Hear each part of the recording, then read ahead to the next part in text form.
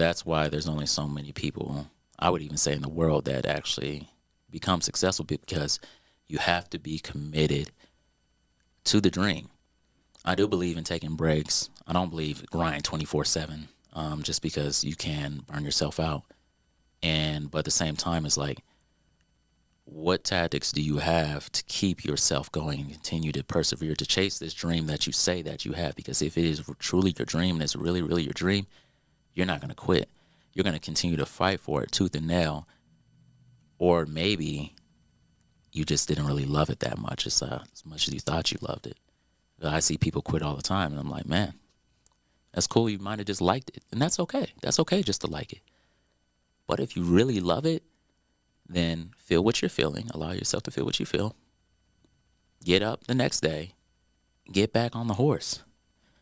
Like, people, when they see me, even at the crump sessions, dance and whatnot, every now and again, they're like, oh, man, you should really get back into it. You're so dope. You must have been tight since you started. And I was like, no, I sucked.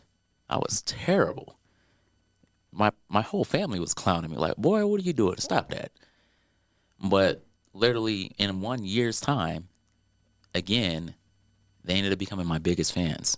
So they went from being haters to fans, and I've seen so many people become haters to fans. And that's why I was saying, just like being committed and being consistent, there's so much fruits of that labor that you could just earn if you just stay consistent. And I'm not saying that you have to go literally every day, but it's just over time that you're staying consistent, and then hopefully it does become an everyday thing. But it's like, you have to fall in love with the process, that you can't just expect it just to happen the next day or the next week or the next month, but just continue to stay consistent, and even evaluating as far as yourself, like, okay, this is where I was doing bad at. How can I do better? And this is where I'm succeeding, and these are the accomplishments.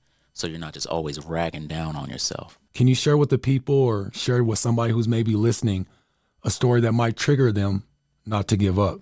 Just being completely upfront and honest, I've actually struggled with anxiety and depression since I was 5 years old. And even when I would tell, like, the people from my parents' generation that, no, this is what I got, they would say, like, don't claim that. Don't say that about yourself. And I'm like, no, this is just me being real. And I'm like, I'm not trying to allow myself to be comfortable in it, but I'm just saying, this is what I'm experiencing. This is what's going on.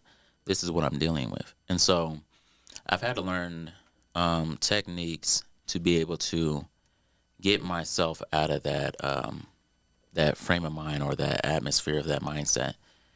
I know a little bit about my father's side of the family. I could go back into, I think it's like early 1800s with my great grandfather or something like that.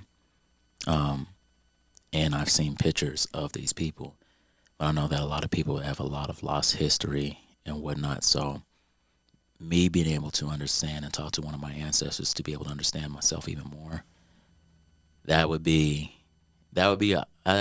actually really, really amazing to do.